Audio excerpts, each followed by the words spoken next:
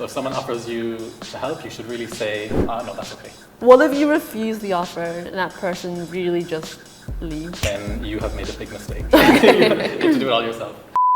Hello! Hi, I'm Lauren from England. Hi, I'm Rowena from Scotland. Hi, I'm Eoin from Ireland. I feel like I know a lot about our area of the world. I feel like I know a decent amount. I also feel like I know the UK quite well.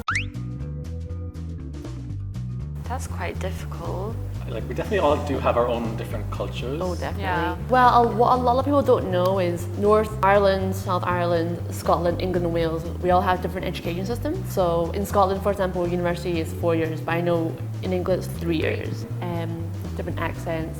I know obviously we all speak English, but there's also languages in each of the different countries. Because I think a lot of people think the whole of UK is one system, but actually it's, we have our own systems, but we're just united by like different governing bodies in each section. No skyscrapers or neon lights. Why?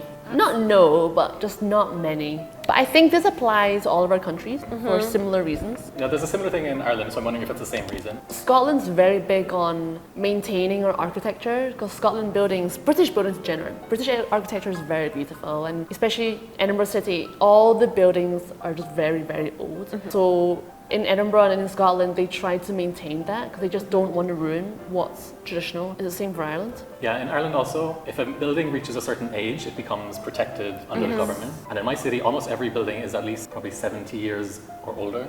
So they cannot be knocked down. Yeah, they're exactly. protected. Yeah. Like grade 2 listed buildings can't be touched at all. Okay, so we have different meaning of words. Some of them I would say maybe you guys might know as well. So in America, they would say pants, but pants in the UK means underwear. Pants in Ireland means pants. Oh, really? So I guess we're more I didn't middle- know that. we So don't- if we don't you say go that. to Ireland and like, oh, I want to buy pants, they would literally They'll give you pants. okay. Oh. Like jeans. We call them trousers. You Yeah. don't say trousers unless maybe for a suit. Yeah, we also say pants. If you come to Scotland and say, I want to buy pants, they're going to give you underwear.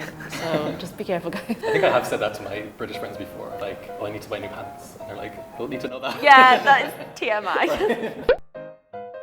I like when they say we. We say we. Oh yeah, We. baby. Bairn for baby. bairn. Baby. Yeah, that's very Scottish. I've bairn. never heard that before. What do you say? For baby? Baby. Oh, I thought that would be like some, okay, Some crazy word. word. So the first Irish cultural thing is slagging. And I feel like you do have this too. So in Ireland, we show our love by being mean to each other. Yes. Right? Do you have that? Yeah, we do. Yeah. If you love someone, you're gonna take the piss out of them and just kind of be mean. It's slagging, but it comes from a place of like love and like everyone understands that there's no harm meant. Yeah. It's just kind of joking around. Yeah. It's basically teasing someone Yeah. for fun. The second Irish cultural thing is we don't tip all the time. There are certain situations where you do tip, but it's not like that widespread. Do you get like service bill? The service is receipt? rarely included. That would be very unusual in Ireland. I can only think of 2 situations where you would tip is like a dinner type meal, like in a nice restaurant, or maybe in a taxi you might give like keep the change. Other than that, like if you go like for somewhere for lunch or just a cafe or anywhere else like a bar, we don't. Do you tip in English? It kind of depends. Some places will automatically include the service fee on our bill, on the receipt, but most of the time we will just leave a tip in cash at around 10%. But that's more like if I'm going like out with maybe like 5 friends and the like going out server for had, everything. if it's out and the server had, you know what I mean? Like if it was a bit Busy. difficult, Yeah. so we would tip like that, but usually only 10%. Yeah. And the rest of the time, not really. I think it's the same in Scotland. It's not mandatory, but you just feel like you should. You should, yeah. Yeah. And the last cultural thing in Ireland is refusing the first offer.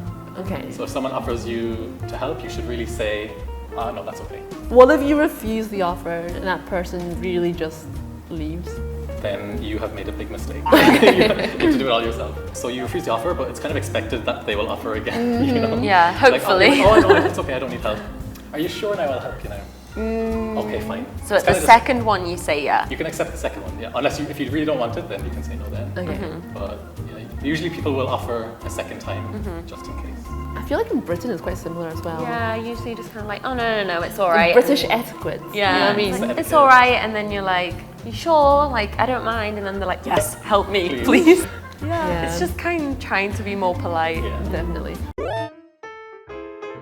The first cultural thing for England is running late for appointment. I can confirm with 100% accuracy that this is correct. English people are quite late all the time, myself included. My watch is actually set 4 minutes fast so that I'm not late. So running 30 minutes late for a doctor's appointment is fine. So it's not fine, it's completely not fine to do that. But we unfortunately have this issue in the UK where doctor's appointments will run at about a 30-minute late interval basically every time you go. So people will be waiting around for 30 minutes. So now... Isn't that why they're 30 minutes late? Well, that's the thing. So whoever the person was who was 30 minutes late has kind of slowed everyone down. So now people will actually turn up late for the doctors, which is just continuing the problem. So don't do that. Turn up on time, even if you have to wait. You never know, you could get seen earlier, so stop doing that. I agree. In Scotland, whenever I went to see my doctor, I always had to wait in the waiting room for quite a while before I was seen. Yeah, so that's why people think it's okay to be late. Yeah. So the second one is queuing all the time. Never push into a queue. I completely agree. We will queue everywhere and anywhere. Yeah. Like you've seen those pictures and it's like people at Heathrow Airport with no kind of barriers and they just queue like this. Yeah. It's just so natural. Queuing for the bus, people will not push in front of you. Like if you've been waiting for the bus, we will queue and then get on the bus in order. Like no one is gonna suddenly cut in or anything. Like that would be seen as really, really rude. Yeah. Okay, the third one is when it's sunny, people go out in a t-shirt. Yes, yes, yes, yes. People may not check the weather and just kind of look outside and see that it's sunny and go out in summer clothing. Like that's pretty common. It could be 16 degrees outside, but they see the sun and they're like, yep, let's go. T-shirts, shorts. We tend to just burn, myself included. People tend to burn a lot. Is it on purpose? I'm not sure because I'm very proper with my sun cream. Like I don't like getting burnt. So I think other people just kind of put one layer of sun cream on and then go out and then just let themselves bake.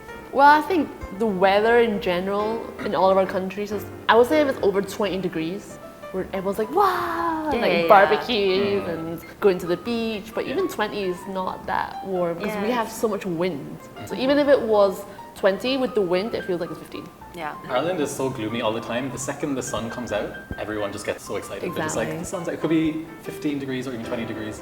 And everyone will probably like go to the beach, they'll be taking their clothes off, they'll be tanning.